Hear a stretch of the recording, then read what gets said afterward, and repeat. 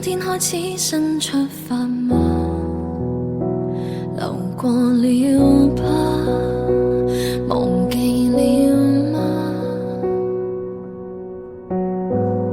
窗紗邊餐台的配搭，曾經種花，如今暗啞。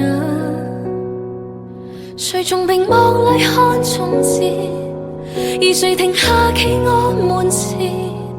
猶如是18歲的青年，很討厭。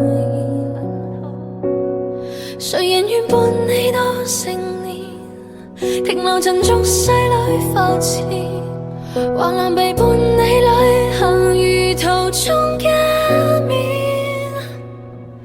只可惜風景都錯過，差一點方可親吻我。喜歡這觸摸俘虜我，而你欠我。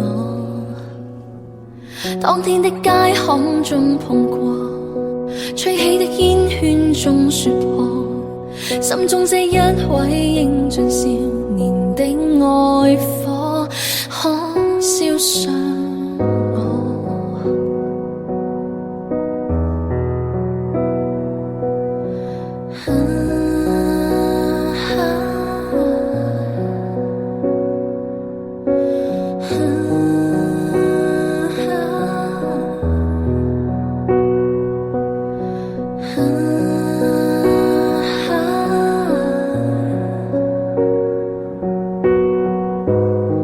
重新出發嗎？